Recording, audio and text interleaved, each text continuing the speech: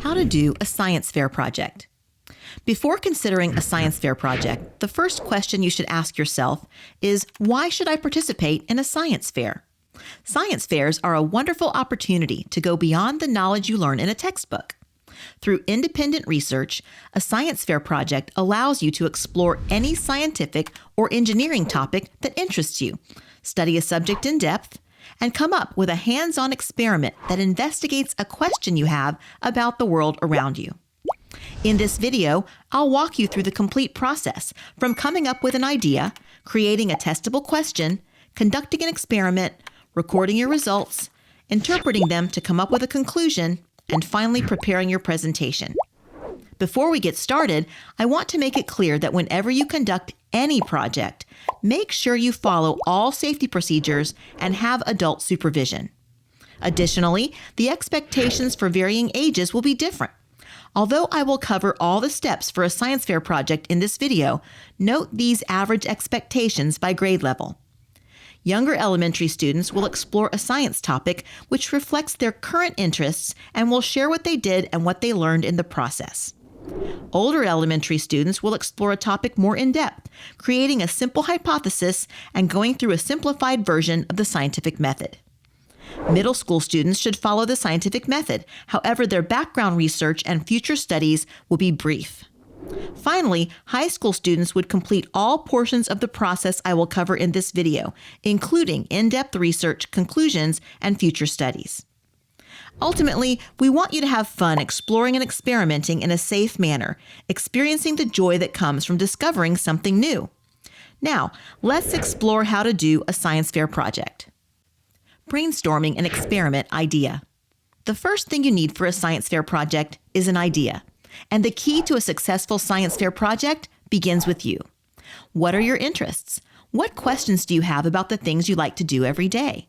If you choose a project idea that interests you, then you'll be more motivated to complete it, do it well, and most importantly, have fun learning.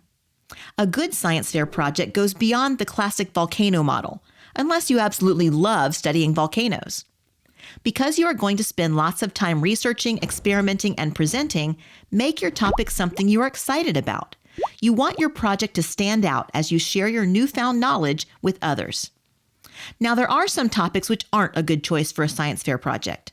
For example, don't pick any topics that include hard-to-measure data, such as how a person's feelings or memory would be affected by certain foods, music, or other stimuli.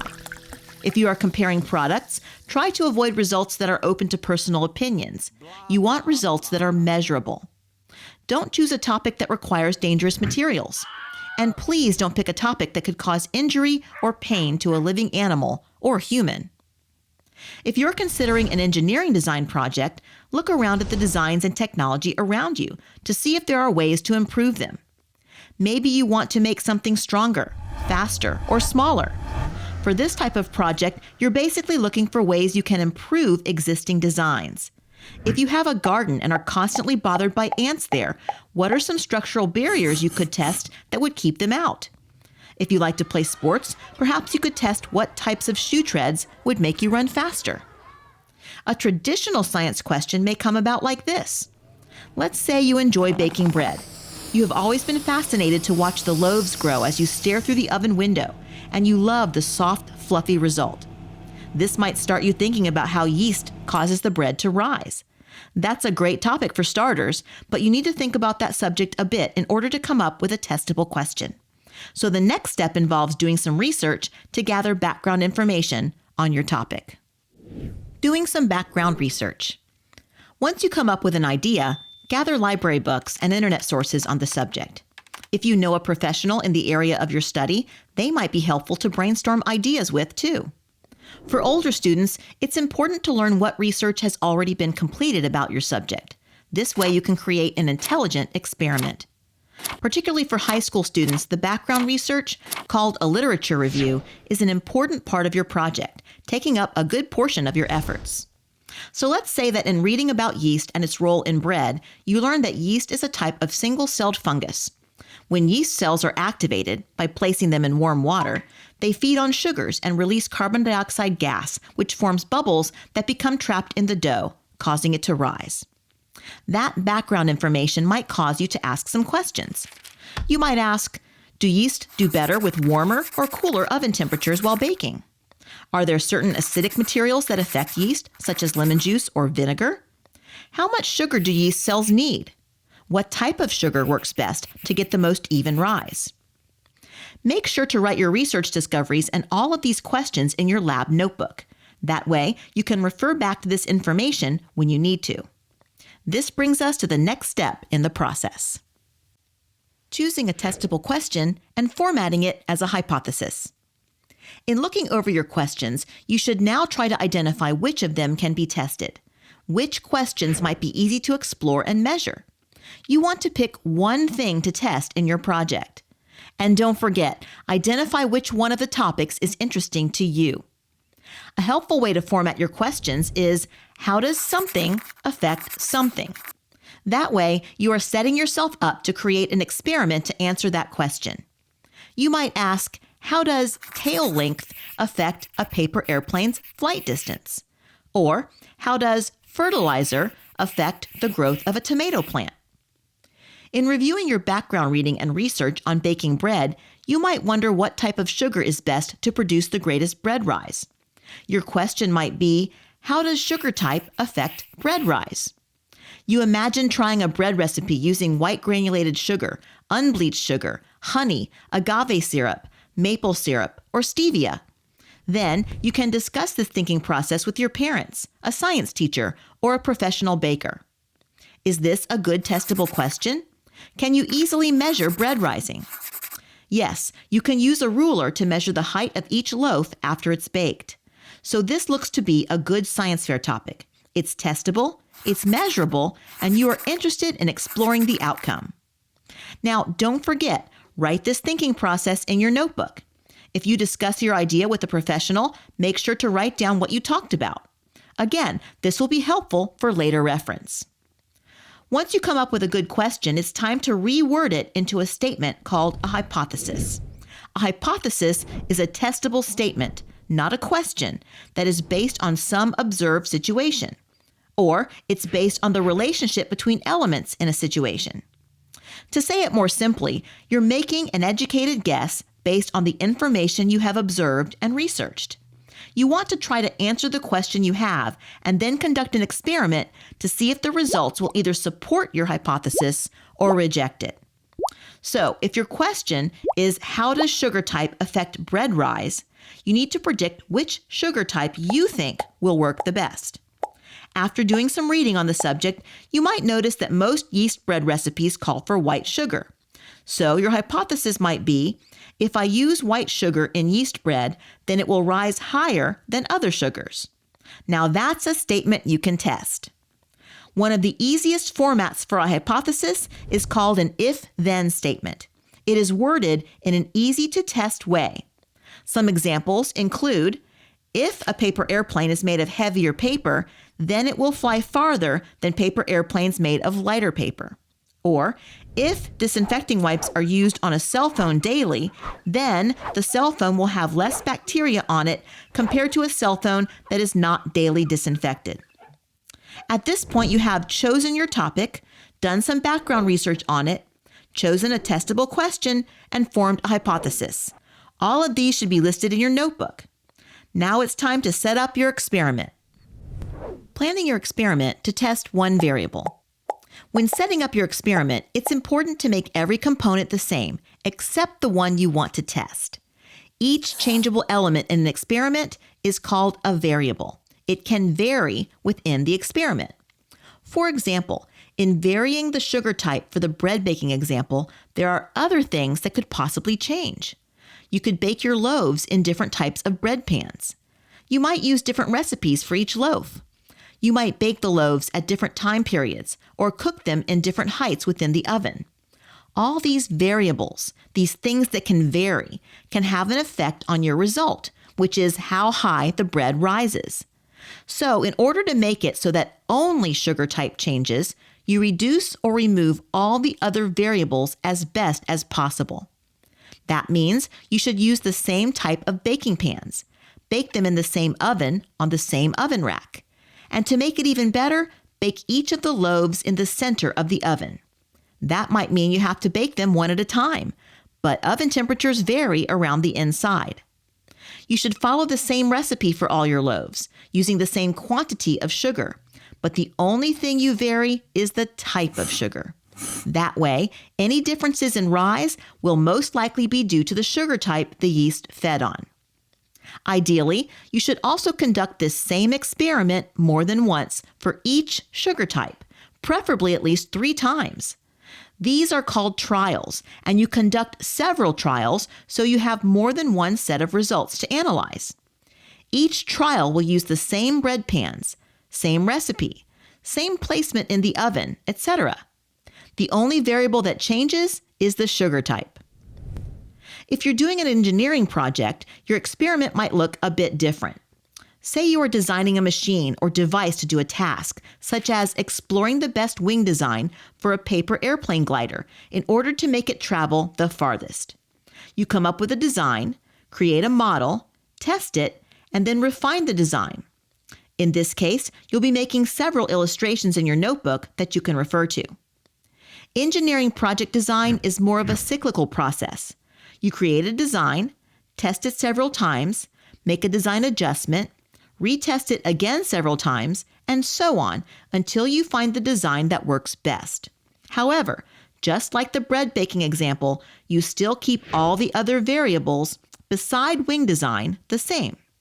Variables such as the height you release the plane from, the way you release the plane, and the location you do the experiment, which would preferably be indoors so there's no wind variable, should all be kept constant. Once you discover the best wing length, for example, you could continue the process keeping that best wing length and then varying another aspect, such as adjusting wing width or bending the wings upward on the tips. As you plan your experiment, make a list in your notebook of all the materials you're going to use. Also, write out your planned procedure. Make sure your notebook is neat and easy to read. Now it's time to do the actual experiment. Conducting your experiment and recording your observations. When conducting your experiment, measure the data carefully, record it in your notebook, and include any units. In the bread baking example, you might measure how many centimeters high each loaf of bread is once it's removed from the loaf pan. Whenever possible, use the metric system of measure. If you're testing the speed of a wooden car, you could use meters per second by marking off the number of meters in the car's path and using a phone stopwatch. When you record your data, you might want to use a chart or table to keep everything organized. Along with your data, include photos or illustrations of your experimental setup. Make a note if you had to change your procedure at all. Sometimes, once you begin conducting an experiment, you notice new variables or other issues that need to be adjusted. That is perfectly fine as long as you make a note of what you actually did and include that in your final report.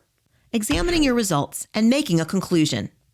The purpose of examining the results of your experiment is to look for any trends from your data and come up with conclusions based on those trends. In the bread baking example, you might have observed that using honey produced the highest rise. Compare that result to your original hypothesis. In our example, the hypothesis was, if I use white sugar in yeast bread, then it will rise higher than other sugars. Was the hypothesis correct? Did you discover a different result? In this case, the hypothesis was not supported. Now, it's perfectly okay if your results do not support your hypothesis. In your discussion about your experiment, you can explain what you learned from the data you collected and add the new result as your conclusion.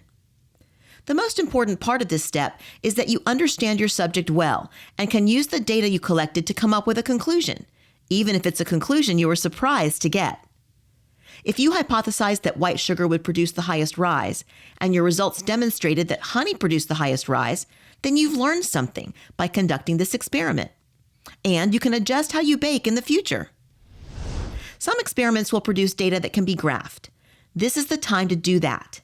Analyzing data can include creating a pie chart, a bar graph, a line graph, or tables. These are great ways to present your data in an easy-to-read manner. Add these graphs or charts in your notebook if you haven't already. A final part of this step includes identifying any data that were way outside of the expected findings. Perhaps one of the loaves of bread using white sugar didn't rise at all.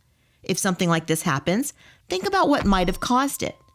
Maybe in this one case, the yeast were dissolved in water that was too hot, and perhaps they didn't survive. Or perhaps the electricity went out during a portion of your cooking time, and the oven may have cooled down a bit. Although both the water temperature and the baking temperature should be variables that are controlled, sometimes there are circumstances that cause one of these variables to change, creating an unexpected outcome. Creating a science fair display board and report. Now it's time to take your scientific process, findings, and conclusions and create a display board and project report. It's best to write a report first so you can chronicle the entire process of your project. The format of a science fair report is basically the same as a lab report. You can find helps to writing a lab report on the internet or take a look at our simple YouTube explanation at this link. Younger students, of course, are not expected to write as much as older students. For example, early elementary students should write or dictate a sentence or two for each of their steps. The display board is a way people can tell at a glance what your project was all about. It is typically a 3-sided corrugated board that presents all the elements of your science experiment. It has a clear title in the top center of the board that is a form of your original question. As a general rule, the display board has your problem, purpose, and hypothesis on the left side of the board. Your procedure and materials go in the center of the board, along with diagrams, graphs, and/or pictures. Results and conclusion, along with any other images, go on the right side of the board. Keep everything clear and simple, not cluttered. Don't include too much text, and add clear graphs or tables in coordinating colors. Add pictures of you conducting your experiment and close-ups of some of your results. The goal is to make your display board pleasing to the eye, not too flashy and not too plain, but you want to include all the major elements. In your conclusion, tie the new information into a bigger picture statement. In our bread baking example, you might say that producing higher rising bread would create more delicious bread and larger sized sandwiches. Think about why people should care about this particular issue. Make it something they will be happy they learned about, something they can relate to. How can this information help in other areas? You can suggest how this information might benefit other types of baking, improving the texture and rise of cookies and cakes. Preparing a short presentation. One of the unique things about a science fair is that students get to present their work to others. Presentations might sound a little scary, but you basically are describing how you chose your project, what you did, and what you discovered. It's a good way to teach others what you learned. You can discuss how you came up with the idea for your project, whether it was a question you had or a problem you wanted to try to solve. Make sure you can explain the experimental process and the results you collected. Note whether your experimental results supported your hypothesis or not, and what you learned from this process. If something surprised you, include that as well. Finally, it's always good to include how your results might be a springboard to future experimentation on your topic. Practice your presentation for your family or friends to get some feedback and encouragement. Science fair projects help you better understand a STEM topic and see its real-life application. Plus, they build creativity and can be both interesting and fun. You can immerse yourself in an experiment, exploring the answer to a question you have, eventually becoming an expert on the subject. There are lots of potential experiments to choose from, but the best ones come from your own ideas. You might be way more excited to test, do video games really rot my brain? Versus, do plants need sunlight? Both involve critical thinking and creativity, and yet when the exploration comes out of something you enjoy, the fun and greater learning begin.